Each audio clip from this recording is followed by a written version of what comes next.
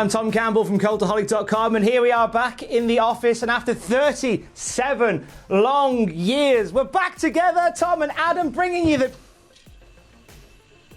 You know what? Sleep this one off. I've got this.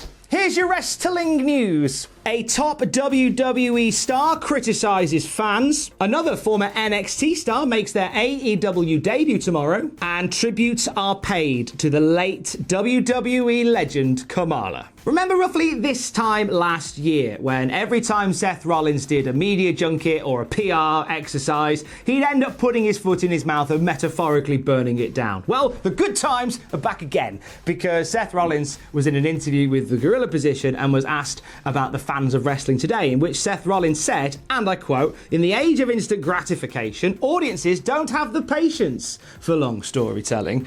When you can binge watch your favourite series in 2 days as opposed to 2 months, it creates a different precedent for how we intake our entertainment. I'm in my 30s, so I grew up in the longer form of entertainment, but our younger audience isn't wired that way." And I think that's a bit of a disrespect to audiences, because I, for one, believe that there is a call still for longer term storytelling. Whilst we do tend to blister if something doesn't go quite right on the wrestling show, that is a small minority of people that do, and I think the overwhelming majority still keen to watch things play out and see what occurs. Maybe I'm wrong, but I think that's a bit unfair to say that we're not open to long storytelling. I don't think it matters if a story is long or a story is short. It just matters if a story is good.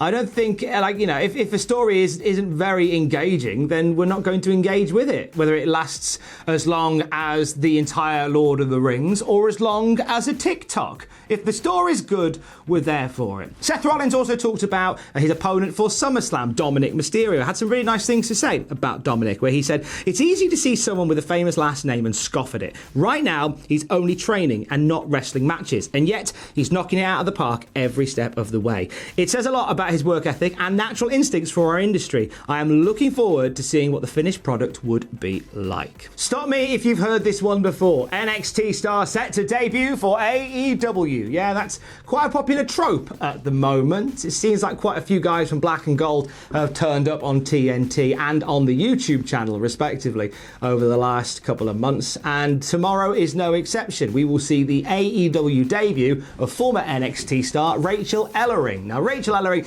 was signed for WWE back in 2019. She ended up with a torn ACL and missed an entire year of action and didn't really get the motor running as part of WWE. Despite being a second-generation talent, the daughter of Paul Ellering, there's always a story to tell with something like that.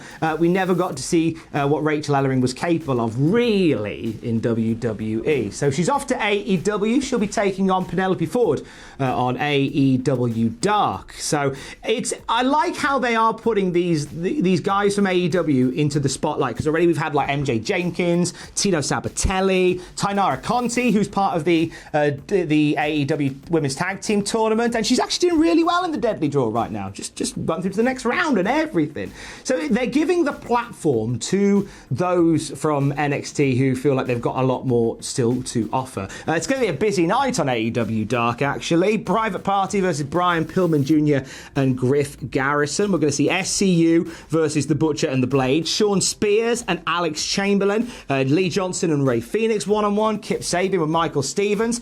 Jurassic Express will take on Pineapple Pete, Sugar Dunkerton, Corey Hollins and Aaron Solo, and Mbadu and Sean Dean will take on Austin and Billy Gunn. And the Hybrid 2 versus the Natural Nightmares. I like how Dark just seems to be packed out with the wrestlings on YouTube, and this one is no exception.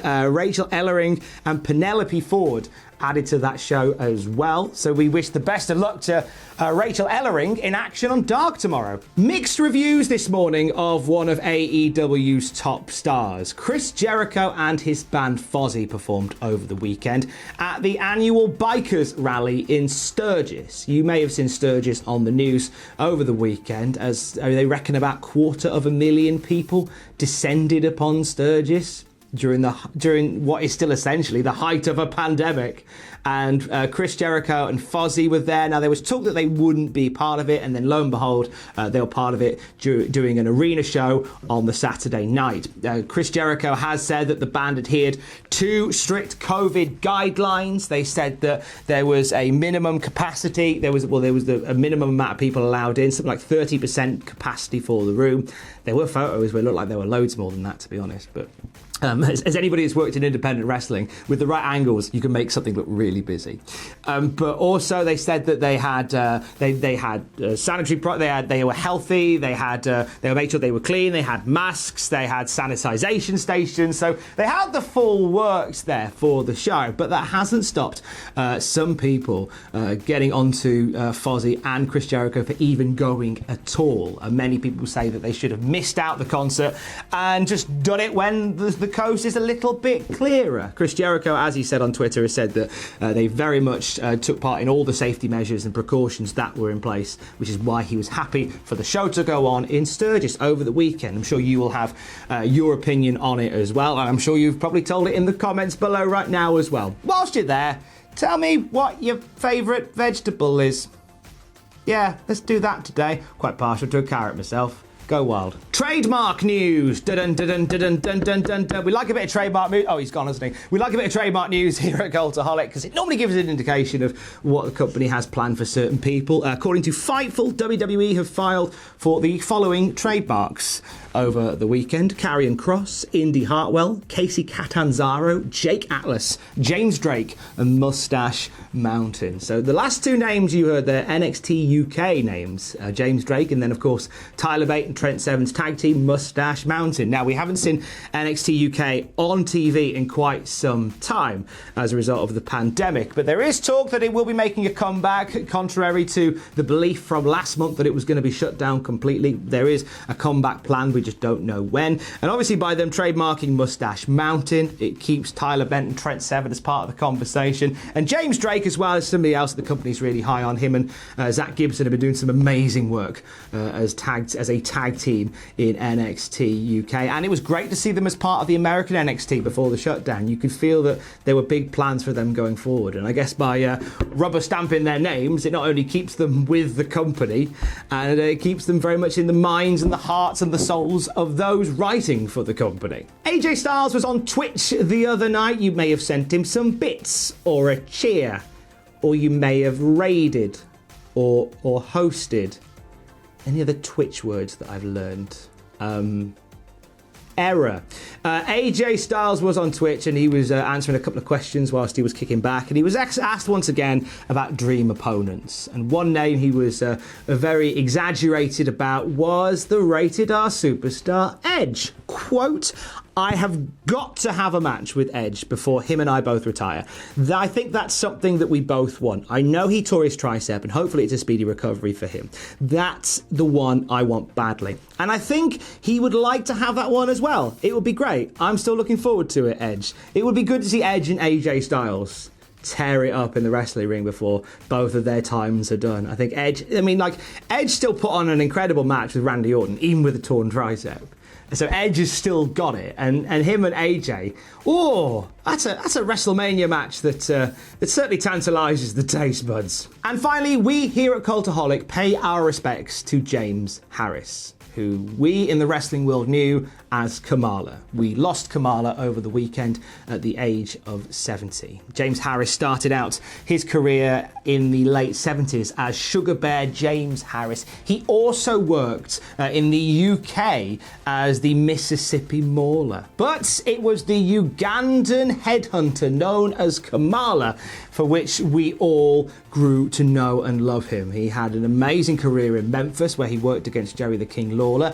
He was noticed very early on by the WWF. He had a memorable run against Hulk Hogan for the WWF Championship, and he kind of jumped around the World Wrestling Federation in Memphis throughout the 80s and the 90s. And whilst in WWF, he pretty much took on the biggest names in the company at that time, including a memorable match against The Undertaker at SummerSlam. Very much beloved by all parties, but he ended up leaving the WWF in 1993. He bounced around the independent circuit, so he kept himself very busy whilst he was still wrestling, and made still the random appearance in WCW and in the World Wrestling Federation throughout the 90s and into the noughties as well. The Gimmick Battle Royal at WrestleMania 17, a match against Umaga in 2006 as well. He was even part of TNA Wrestling. He was an attendee at Jay Lethal and SoCal Val's wedding as well. That's an angle that definitely is worth rewatching. However, he was haunted by health issues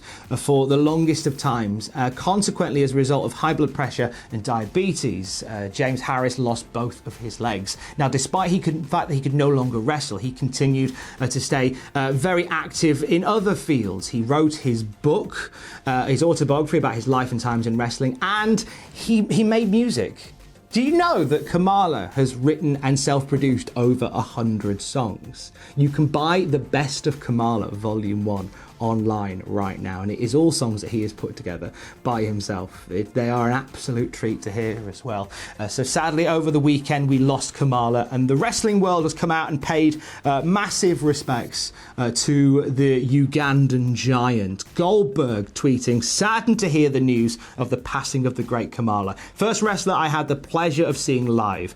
I was a believer." William Regal says, "My deepest condolences to the family of James Harris. I first saw him on TV when I was a child in the UK and at live shows as the Mississippi Mauler, Big Jim Harris, and then had the pleasure of being on shows with him in the US. A lovely man." Bret Hart's put out a very touching tribute on Instagram by saying, "I am heartbroken to hear of the passing away of Jim Harris, aka Kamala. I met Jim in 1981 in Croydon, close to London, England, where he was breaking in as the Mississippi Mauler with Big Daddy Crabtree. I caught up with him 3 years later as Kamala in WWE when he was a terrifying monster heel working on top with Hulk Hogan. Unlike his heel character, he was one of the friendliest, nicest, happy-go-lucky guys I ever knew in pro wrestling. He always had a big smile despite all his challenges, and including the loss of both legs. Always a kind and happy, gentle soul. I'll miss him for always being so good to me. R.I.P. Big Jim Harris." And we here at Cultaholic said nothing but love and nothing but energy to the friends and family of Big Jim Harris, aka Kamala. Stay safe. Love you. Bye.